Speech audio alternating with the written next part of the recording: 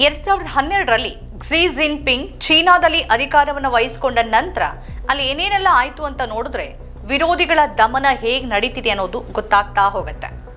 Jinping ಬಂದ ನಂತರ ಚೀನಾದ ಒಳಗೆ ನಡೀತಿರೋದೆಲ್ಲ ಇಡೀ ಜಗತ್ತನ್ನೇ ಬೆಚ್ಚಿ ಬೀಳಿಸಿದೆ. ಮಂತ್ರಿಗಳು ಕಣ್ಮರೆಯಾಗಿದ್ದಾರೆ, ಕೋಟ್ಯಾಧಿಪತಿಗಳು ಮೌನವಾಗಿದ್ದಾರೆ, ಜನರಲ್ಗಳನ್ನು ತೆಗೆದುಹಾಕಲಾಗಿದೆ ಮತ್ತು 2 ಮಾಜಿ ರಕ್ಷಣಾ ಮಂತ್ರಿಗಳಿಗೆ ಮರಣದಂಡನೆ ವಿಧಿಸಲಾಗಿದೆ. ಲೀ ಶೆಂಗ್ಪು ಮತ್ತು ವಿ ಫೆಂಗ್ ಇಬ್ಬರಿಗೂ ಭ್ರಷ್ಟಾಚಾರ ಮತ್ತು ಅಧಿಕಾರ ದುರುಪಯೋಗಕ್ಕಾಗಿ ಮರಣದಂಡನೆಯ ಶಿಕ್ಷೆಯನ್ನು ವಿಧಿಸಲಾಗಿದೆ. ವಿ ಫೆಂಗ್ 2018ರಿಂದ ಚೀನಾದ ರಕ್ಷಣಾ ಸಚಿವರಾಗಿದ್ದರು. 2023ರಲ್ಲಿ ಅವರನ್ನು ತೆಗೆದುಹಾಕಲಾಯಿತು ಮತ್ತು ತನಿಖೆಯನ್ನು ಪ್ರಾರಂಭ ಮಾಡಲಾಯಿತು. ನಂತರ ಅವರ ಸ್ಥಾನಕ್ಕೆ ಲೀ ಶೆಂಗ್ಫು ಬಂದರು. ಅವರು ಕೇವಲ 7ರಿಂದ 8 ತಿಂಗಳ ಕಾಲ ಮಾತ್ರ ಇದ್ರು. ನಂತರ ಅವರನ್ನು ಕೂಡ ತೆಗೆದುಹಾಕಲಾಯಿತು. ಆ ಇಬ್ಬರನ್ನೂ ತೆಗೆದುಹಾಕಲಾಗಿದೆ ಅನ್ನೋದು ಬಹಿರಂಗವಾಗೋದಕ್ಕಿಂತ ಮುಂಚೆನೆ ಇಬ್ಬರು ಇದ್ದಕ್ಕಿದ್ದಂತೆ ಕಣ್ಮರೆಯಾದರು. ನಂತರ ಅವರು ಭ್ರಷ್ಟಾಚಾರದ ಆರೋಪದಲ್ಲಿ ತಪ್ಪಿತಸ್ಥರು ಅಂತ ಕಂಡು ಬಂದಿದ್ದು ವಿಚಾರಣೆಗೆ ಒಳಪಡಿಸಲಾಗಿದೆ ಅಂತ ವರದಿಯಾಯಿತು. ಚೀನಾ ಸೇನೆಯ ಪತ್ರಿಕೆ PLA ಡೈಲಿ ಸರ್ಕಾರ ಅಥವಾ ಮಿಲಿಟರಿಯಲ್ಲಿ ಅಂತಹ ನಡವಳಿಕೆಯಲ್ಲಿ ತೊಡಗಿರುವ ಯಾರಿಗೇ ಆದರೂ ಇದೇ ಗತಿ ಅಂತ ಎಚ್ಚರಿಸಿದೆ. ಇತರ ಮಂತ್ರಿಗಳು ಮತ್ತು ಅಧಿಕಾರಿಗಳು ಈ ಪ್ರಕರಣದಿಂದ ಕಲಿಬೇಕು ಅಂತ ಅದು ಸ್ಪಷ್ಟವಾಗಿ ಹೇಳಿದೆ. ಕ್ಸಿ ಜಿನ್ಪಿಂಗ್ ಅವರ ಚೀನಾದಲ್ಲಿ ಯಾರೂ ಅವರೊಂದಿಗೆ ಭಿನ್ನಾಭಿಪ್ರಾಯವನ್ನು ಹೊಂದೋದಕ್ಕೆ ಸಾಧ್ಯವಿಲ್ಲ ಅನ್ನೋ ಸಂದೇಶ ಇದು. ಚೀನಾದಲ್ಲಿ ಜಿನ್ಪಿಂಗ್ ಅವರಿಗೆ ವಿರುದ್ಧವಾಗೋಕೆ ಯತ್ನ ಮಾಡಿದವರಿಗೆಲ್ಲ ಇದೇ ಆಗತ್ತೆ ಅಂತ ತಜ್ಞರು ಹೇಳ್ತಾರೆ. ಚೀನಾದಲ್ಲಿ ಒಂದು ಕಾಲದಲ್ಲಿ ಅಧಿಕಾರಕ್ಕೆ ಹತ್ತಿರ ಅಥವಾ ಕ್ಸಿ ಜಿನ್ಪಿಂಗ್ಗೆ ಹತ್ತಿರ ಅಂತ ಪರಿಗಣಿತರಾದವರನ್ನೆಲ್ಲ ಪದೇ ಪದೇ ಗುರಿಯಾಗಿಸಲಾಗ್ತಿದೆ. ಭ್ರಷ್ಟಾಚಾರ ನಿರ್ಮೂಲನೆಯ ನೆಪದಲ್ಲಿ ಇದೆಲ್ಲವೂ ಕೂಡ ನಡೀತಾ ಇದೆ. ಆದರೆ ನಿಜವಾಗಿಯೂ ಯಾವ ಭಯದಿಂದ ಇದೆಲ್ಲ ನಡೀತಿದೆ ಅನ್ನೋದು ಬಹಳ ದೊಡ್ಡ ಪ್ರಶ್ನೆ. ಕ್ಸಿ ಜಿನ್ಪಿಂಗ್ ನಿಜವಾಗಿಯೂ ಭ್ರಷ್ಟಾಚಾರ ನಿರ್ಮೂಲನೆ ಮಾಡ್ತಿದ್ದಾರಾ ಅಥವಾ ಇದು ಅವರು ತನ್ನ ವಿರೋಧಿಗಳನ್ನ ಹತ್ತಿಕ್ಕೋಕೆ ಬಳಸ್ತಾ ಇರುವ ತಂತ್ರಗಾರಿಕೆನ? ಮಾವೋ ನಂತರ ಸರ್ವಾಧಿಕಾರವನ್ನ ತಡೆಯಲು ಚೀನಾ ರಚಿಸಿದ ವ್ಯವಸ್ಥೆ ನಿಧಾನಕ್ಕೆ ಕುಸಿತಾ ಇದೆ. ಚೀನಾದ ಪರಮಾಣು ಕ್ಷಿಪಣಿಗಳಿಗೆ ಕಾರಣವಾದ ಅಧಿಕಾರಿಗಳು ಇದ್ದಕ್ಕಿದ್ದಂತೆ ಕಣ್ಮರೆಯಾಗಿದ್ದಾರೆ. ಶತಕೋಟ್ಯಾಧಿಪತಿಗಳು ಮೌನವಾಗಿದ್ದಾರೆ. ತಂತ್ರಜ್ಞಾನ ಕಂಪನಿಗಳ ಮೇಲೆ ಹಿಡಿತ ಸಾಧಿಸಲಾಗಿದೆ. ಭಯ ಮತ್ತು ನಿಯಂತ್ರಣದ ಮೇಲೆ ನಿರ್ಮಿಸಲಾದ ಸಾಮ್ರಾಜ್ಯ ಅದಾಗಿದೆ. ಜಿನ್ಪಿಂಗ್ ಅಧಿಕಾರಕ್ಕೆ ಬಂದ ಹೊತ್ತಲ್ಲಿ ಕಮ್ಯುನಿಸ್ಟ್ ಪಕ್ಷದೊಳಗಿನ ಭ್ರಷ್ಟಾಚಾರ ಎಷ್ಟು ವ್ಯಾಪಕವಾಗಿತ್ತು ಅಂತಂದ್ರೆ ಅದು ಒಂದಿನ ಸೋವಿಯತ್ ಒಕ್ಕೂಟದಂತೆಯೇ ಆಗತ್ತೆ ಅಂತ ಅನೇಕ ಚೀನಾ ಬುದ್ಧಿಜೀವಿಗಳು ಹೇಳಿದ್ರು. ಇದು ಬಾಹ್ಯ ಬೆದರಿಕೆಗಿಂತ ದೊಡ್ಡ ಸವಾಲು ಅಂತ ಕ್ಸಿ ಜಿನ್ಪಿಂಗ್ ಅರ್ಥ ಮಾಡಿಕೊಂಡ್ರು. ಆದ್ರಿಂದ ಅವರು ಟೈಗರ್ಸ್ ಅಂಡ್ ಫ್ಲೈಸ್ ಎಂಬ ಅಭಿಯಾನವನ್ನ ಪ್ರಾರಂಭ ಮಾಡಿದ್ರು. ಅದು ಭ್ರಷ್ಟಾಚಾರ ವಿರೋಧಿ ಅಭಿಯಾನ ಆಗಿತ್ತು. ಸಣ್ಣ ಅಧಿಕಾರಿಗಳಿಂದ ಹಿಡಿದು ಹಿರಿಯ ನಾಯಕರವರೆಗೆ ಯಾರನ್ನೂ ಬಿಡಲಾಗೋದಿಲ್ಲ ಅಂತ ಜಿನ್ಪಿಂಗ್ ಘೋಷಣೆ ಮಾಡಿದ್ರು. ಆ ಸಮಯದಲ್ಲಿ ಚೀನಾದ ಮಾಧ್ಯಮಗಳು ಇದನ್ನ ನೈತಿಕ ಕ್ರಾಂತಿ ಅಂತ ಬಿಂಬಿಸಿದ್ವು. ಆದರೆ ಕೆಲವೇ ವರ್ಷಗಳಲ್ಲಿ ಇದು ಕೇವಲ ಭ್ರಷ್ಟಾಚಾರ ವಿರೋಧಿ ಅಭಿಯಾನ ಆಗಲಿಲ್ಲ, ಇದು ಅಧಿಕಾರದ ಮರು ಸಂಘಟನೆ ಅಂತ ಸ್ಪಷ್ಟ ಆಯಿತು. ಚೀನಾದಲ್ಲಿ ಚುನಾವಣೆಗಳು ಸರ್ಕಾರಗಳನ್ನ ಬದಲಾಯಿಸೋದಿಲ್ಲ. ಕಮ್ಯುನಿಸ್ಟ್ ಪಕ್ಷವೇ ದೇಶ. ಪಕ್ಷವನ್ನ ನಿಯಂತ್ರಣ ಮಾಡಿದ್ರೆ ಇಡೀ ಚೀನಾವನ್ನ ನಿಯಂತ್ರಣದಲ್ಲಿ ಇರುತ್ತೆ. ಹಾಗಾಗಿ ಕ್ಸಿ ಜಿನ್ಪಿಂಗ್ ಅವರ ನಿಜವಾದ ಹೋರಾಟ ಅವರಿಗೆ ಬೆದರಿಕೆಯಾಗಿರುವ ಪಕ್ಷದೊಳಗೆ ಇರುವ ಬಣಗಳೊಂದಿಗೆ ನಡೀತಾ ಇದೆ. ಅಧಿಕಾರ ವ್ಯಕ್ತಿ ಕೇಂದ್ರಿತ ಆಗದಂತೆ ವ್ಯವಸ್ಥೆಯನ್ನ ತರಲಾಯಿತಾದ್ರೂ ಕ್ಸಿ ಜಿನ್ಪಿಂಗ್ ಕ್ರಮೇಣ ಆ ರಚನೆಯನ್ನೇ ಕೆಡವೋಕೆ ಪ್ರಾರಂಭಿಸಿದ್ರು. ಅವರು ಮೊದಲು ಪಕ್ಷದ ಮೇಲೆ ಬಿಗಿ ಹಿಡಿತವನ್ನ ಸಾಧಿಸಿದ್ರು. ಕೇಂದ್ರ ಶಿಸ್ತು ಪರಿಶೀಲನಾ ಆಯೋಗಕ್ಕೆ ಅಸಾಧಾರಣ ಅಧಿಕಾರವನ್ನ ನೀಡಲಾಯಿತು. ಇದು ಭ್ರಷ್ಟಾಚಾರ ವಿರೋಧಿ ಸಂಸ್ಥೆಯಾಗಿಯೂ ಕೂಡ ಕೆಲಸ ಮಾಡಿತು. ಆದರೆ ಕ್ಸಿ ಜಿನ್ಪಿಂಗ್ ಈ ಸಂಸ್ಥೆಯನ್ನ ಪೂರ್ತಿ ಬದಲಾವಣೆ ಮಾಡಿ ನಿಷ್ಠೆಯನ್ನ ಪರೀಕ್ಷಿಸುವ ಮಟ್ಟಕ್ಕೆ ತಂದ್ರು. ಅಧಿಕಾರಿಗಳನ್ನ ಹಠಾತ್ತನೆ ಬಂಧಿಸಿ ವಾರಗಳವರೆಗೆ ಕಾಣೆಯಾಗುವಂತೆ ಮಾಡೋದು ಶುರು ಆಯಿತು. ಅವರ ಕುಟುಂಬಗಳಿಗೂ ಮಾಹಿತಿ ಇರ್ತಾ ಇರಲಿಲ್ಲ. ಕಮ್ಯುನಿಸ್ಟ್ ಪಕ್ಷದೊಳಗಿನ ಅಧಿಕಾರ ಜಾಲಗಳು ಸಿದ್ಧಾಂತಕ್ಕಿಂತ ಹೆಚ್ಚು ಶಕ್ತಿಶಾಲಿಯಾಗಿದ್ವು. ಅನೇಕ ಹಿರಿಯ ನಾಯಕರು ತಮ್ಮದೇ ಆದಂಥ ವ್ಯವಹಾರ ಗುಂಪುಗಳನ್ನು ಸ್ಥಾಪಿಸಿದ್ರು. ಜಿನ್ಪಿಂಗ್ ಸಂಪೂರ್ಣ ಅಧಿಕಾರವನ್ನ ಬಯಸಿದ್ರೆ ಮೊದಲು ಈ ಜಾಲಗಳನ್ನ ಕೆಡಬೇಕಾಗಿತ್ತು. ಶುದ್ಧೀಕರಣ ಮಾದರಿ ಅಲ್ಲಿಂದ ಪ್ರಾರಂಭ ಆಯಿತು. ಅದರ ಮೊದಲ ಬಲಿಪಶು ಬೋಕ್ ಕ್ಸಿ ಲೈ. ಆತ 2010ರ ದಶಕದಲ್ಲಿ ಚೀನಾದ ಕಮ್ಯುನಿಸ್ಟ್ ಪಕ್ಷದ ಅತ್ಯಂತ ಶಕ್ತಿಶಾಲಿ ಮತ್ತು ವರ್ಚಸ್ವಿ ನಾಯಕರಲ್ಲಿ ಒಬ್ಬರಾಗಿದ್ರು. ಅವರು ಚೀನಾದ ಅಧ್ಯಕ್ಷರಾಗಬಹುದು ಅಂತ ಹೇಳಲಾಗಿತ್ತು. ಅವರ ತಂದೆ ಕಮ್ಯುನಿಸ್ಟ್ ಕ್ರಾಂತಿಯ ಪ್ರಮುಖ ವ್ಯಕ್ತಿಗಳಲ್ಲಿ ಒಬ್ಬರಾಗಿದ್ರು. ಮಾವೋ ಯುಗದ ಒಬ್ಬ ಪ್ರಮುಖ ನಾಯಕನಾಗಿದ್ರು. 2012ರಲ್ಲಿ ಬೋಕ್ ಕ್ಸಿ ಲೈ ಅವರ ಸಂಪೂರ್ಣ ರಾಜಕೀಯ ಪತನಕ್ಕೆ ಕಾರಣವಾದ ಒಂದು ಘಟನೆ ನಡೆಯಿತು. ಅವರ ಪತ್ನಿ ಬ್ರಿಟಿಷ್ ಉದ್ಯಮಿಯೊಬ್ಬರ ಹತ್ಯೆಯ ಹಿಂದಿದ್ರು. ಇದು ಕ್ಸಿ ಲೈ ವಿರುದ್ಧ ಭ್ರಷ್ಟಾಚಾರ, ಲಂಚ ಮತ್ತು ಅಧಿಕಾರ ದುರುಪಯೋಗದ ಆರೋಪ ಬರೋಕೆ ಕಾರಣ ಆಯಿತು.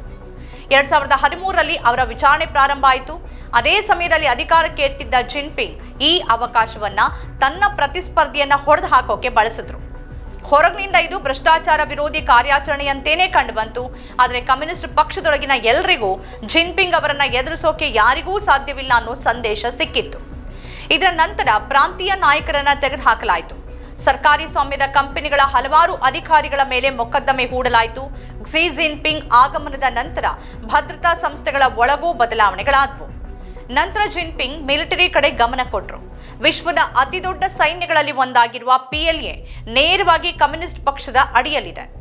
ಮಾವೋ ಕಾಲದಿಂದಲೂ ಇದು ಹೀಗೆ ಇದೆ. ಮಾವೋ ಅವರು the party commands the gun ಎಂಬ ಘೋಷಣೆಯನ್ನು ಸೃಷ್ಟಿ ಮಾಡಿದ್ರು. ಕ್ಸಿ ಜಿನ್ಪಿಂಗ್ ಕಣ್ಣೆದುರಲ್ಲಂತೂ ಸೋವಿಯತ್ ಒಕ್ಕೂಟದಲ್ಲಿ ಕಮ್ಯುನಿಸ್ಟ್ ಪಕ್ಷ ದುರ್ಬಲಗೊಂಡಿದ್ದರ ಉದಾಹರಣೆ ಇತ್ತು. ಈ ಭಯಾನೇ ಕ್ಸಿ ಜಿನ್ಪಿಂಗ್ ಅವರ ರಾಜಕೀಯ ಚಿಂತನೆಯನ್ನು ರೂಪಿಸಿತು. ಅವರು PLA ಒಳಗೆ ಬದಲಾವಣೆಗಳನ್ನು ಜಾರಿಗೆ ತಂದರು. ಆರಂಭದಲ್ಲಿ ಭ್ರಷ್ಟಾಚಾರದ ಆರೋಪಗಳ ಮೇಲೆ ತನಿಖೆಯನ್ನು ನಡೆಸಲಾಯಿತು. ಆದರೂ ಭ್ರಷ್ಟ ವ್ಯಕ್ತಿಗಳನ್ನ ಬಂಧಿಸುವ ನೆಪದಲ್ಲಿ ನಿಷ್ಠಾವಂತರಲ್ಲದವರನ್ನ ತೆಗೆದುಹಾಕ್ತಿರೋದು ಕ್ರಮೇಣ ಸ್ಪಷ್ಟ ಆಯಿತು. ಅವರು ಇಡೀ ಮಿಲಿಟರಿ ರಚನೆಯನ್ನೇ ಪರಿವರ್ತಿಸಿದ್ರು. PLAನ ಸಾಂಪ್ರದಾಯಿಕ ವಲಯಗಳನ್ನ ಮರು ಸಂಘಟನೆ ಮಾಡಲಾಯಿತು ಮತ್ತು ಕಮಾಂಡ್ ವ್ಯವಸ್ಥೆಯನ್ನ ಬದಲಾಯಿಸಲಾಯಿತು. 2018ರ ನಂತರ ಅವರು ಮಿಲಿಟರಿಯೊಳಗೆ ಶುದ್ಧೀಕರಣವನ್ನ ಪ್ರಾರಂಭ ಮಾಡಿದ್ರು. ಹಲವಾರು ಅಧಿಕಾರಿಗಳ ವಿರುದ್ಧ ತನಿಖೆಗಳನ್ನ ಪ್ರಾರಂಭ ಮಾಡಲಾಯಿತು. ಹಿರಿಯ ರಾಕೆಟ್ ಫೋರ್ಸ್ ಅಧಿಕಾರಿಗಳನ್ನ ತೆಗೆದುಹಾಕಲಾಗ್ತಿದೆ ಎಂಬ ಸುದ್ದಿ ಇದ್ದಕ್ಕಿದ್ದಂತೆ ಹೊರಬಂತು. ಕೆಲವರ ಮೇಲೆ ಭ್ರಷ್ಟಾಚಾರದ ಆರೋಪ ಹೊರಿಸಲಾಯಿತು, ಕೆಲವರನ್ನ ಸದ್ದಿಲ್ಲದೆ ಬದಲಾಯಿಸಲಾಯಿತು, ಮತ್ತೆ ಕೆಲವರು ದೀರ್ಘಕಾಲದವರೆಗೆ ಕಣ್ಮರೆಯಾದರು. ಇದು ಹೊರಗಿನ ಪ್ರಪಂಚಕ್ಕೆ ಆಶ್ಚರ್ಯ ತಂತು. ಯಾಕಂದ್ರೆ ಚೀನಾದ ಪರಮಾಣು ಶಕ್ತಿಯ ಕೇಂದ್ರದಲ್ಲೇ ಇದೆಲ್ಲ ನಡೆಯತೊಡಗಿತ್ತು. ಈ ನಡುವೆ ಚೀನಾದ ರಕ್ಷಣಾ ಸಚಿವಾಲಯದ ಒಳಗೆ ಅಸಾಮಾನ್ಯ ಘಟನೆಗಳು ನಡೆದವು. 2023ರಲ್ಲಿ ರಕ್ಷಣಾ ಸಚಿವ ವಿ ಫೆಂಗ್ ಅವರನ್ನ ತೆಗೆದುಹಾಕಲಾಯಿತು. ನಂತರ ಅವರ ಜಾಗಕ್ಕೆ ಬಂದ ಲೀ ಶೆಂಗ್ಪೋ ಕೂಡ 8 ತಿಂಗಳಷ್ಟೇ ಇದ್ರು. ಚೀನಾ ಸಾಮಾನ್ಯವಾಗಿ ತನ್ನ ಆಂತರಿಕ ರಾಜಕೀಯ ಅಸ್ಥಿರತೆ ಜಗತ್ತಿಗೆ ಗೊತ್ತಾಗದಂತೆ ನೋಡ್ಕೊಳ್ಳುತ್ತೆ. ಆದರೆ ಇಲ್ಲಿ ಉನ್ನತ ಶ್ರೇಣಿಯ ಅಧಿಕಾರಿಗಳು ಮತ್ತು ಮಂತ್ರಿಗಳನ್ನ ತೆಗೆದುಹಾಕೋದು ಪ್ರಪಂಚದಾದ್ಯಂತ ಅನುಮಾನಗಳನ್ನ ಹುಟ್ಟಾಕ್ತು. ಹಿಡಿತ ಮಿಲಿಟರಿಗೆ ಮಾತ್ರ ಸೀಮಿತ ಆಗಲಿಲ್ಲ. ಚೀನಾದ ಬಿಲಿಯನಿಯರ್ ಕೈಗಾರಿಕೋದ್ಯಮಿಗಳು ಅಧಿಕಾರಕ್ಕೆ ಅನಾನುಕೂಲ ಅಂತ ಕಂಡಾಗ ಅಲ್ಲೂ ಕೂಡ ಜಿನ್ಪಿಂಗ್ ಹತೋಟಿಗೆ ನಿಂತರು. ಚೀನಾದ IT ಕಂಪನಿಗಳು ಜಗತ್ತಿಗೆ ಸವಾಲ್ ಹಾಕ್ತಾ ಇದ್ದ ಸಮಯ ಇತ್ತು. ಅಲಿಬಾಬಾ ತರದ ಕಂಪನಿಗಳ ಮಾಲೀಕರು ರಾಷ್ಟ್ರೀಯ ಐಕಾನ್ಗಳಾಗಿದ್ರು. ಅವರು ದೇಶಗಳಲ್ಲಿ ಹಣ ಮತ್ತು ಸಂಪರ್ಕಗಳನ್ನ ಹೊಂದಿದ್ರು. ಇನ್ನೂ ಮುಖ್ಯವಾಗಿ ಸಾರ್ವಜನಿಕರು ಆ ಉದ್ಯಮಿಗಳ ಮಾತುಗಳನ್ನ ಕೇಳೋಕೆ ಬಯಸಿದ್ರು. ಜಾಕ್ ಮಾ ಚೀನಾದ ಆರ್ಥಿಕ ಯಶೋಗಾತಿಯ ಮುಖ ಆಗಿದ್ರು.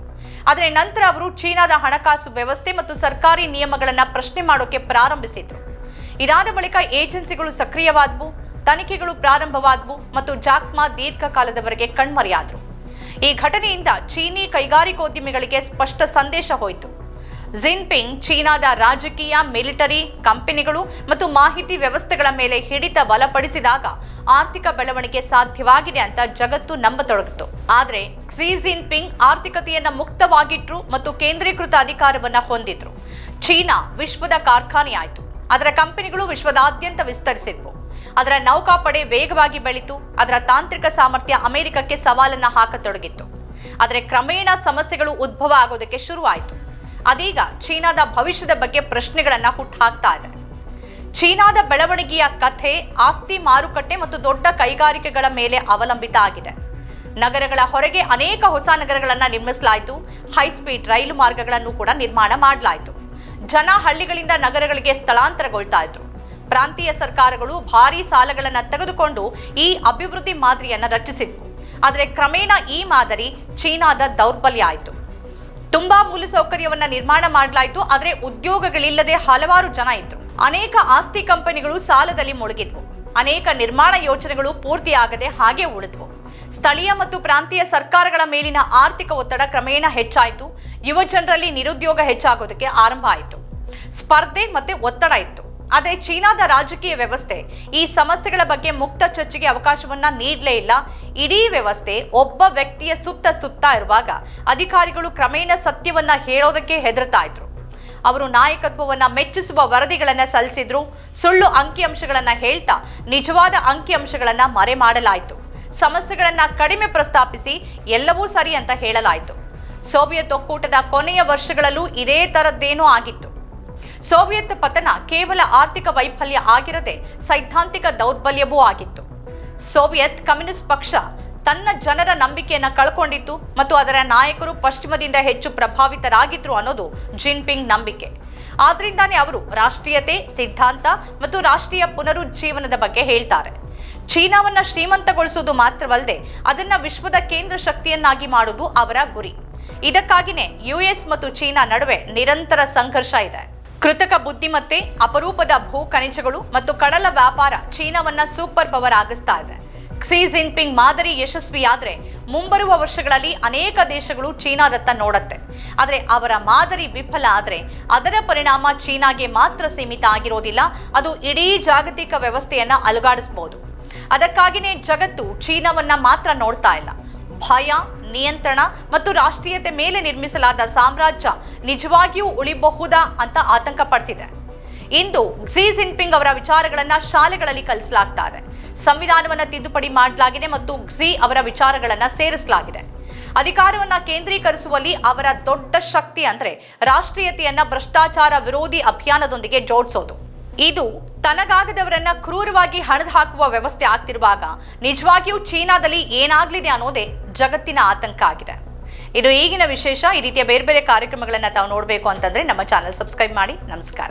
ನಮ್ಮ ಕಾರ್ಯಕ್ರಮಗಳನ್ನ ನೀವು ನೋಡ್ತಾ ಇದ್ರೆ ನಮ್ಮ ಚಾನೆಲ್ ಅನ್ನ ಸಬ್ಸ್ಕ್ರೈಬ್ ಮಾಡಿ, ಪಕ್ಕದ ಬೆಲ್ ಐಕಾನ್ ಒತ್ತಿ ನಮ್ಮನ್ನ ಬೆಂಬಲಿಸಿ. ಹಾಗೆ ನಮ್ಮ ಕಾರ್ಯಕ್ರಮಗಳನ್ನ ಲೈಕ್ ಮಾಡಿ, ಕಮೆಂಟ್ ಮಾಡಿ, ಅದನ್ನ ಬೇರೆಯವರಿಗೂ ವಾಟ್ಸ್ಆಪ್ ಮೂಲಕ ಶೇರ್ ಮಾಡಿ.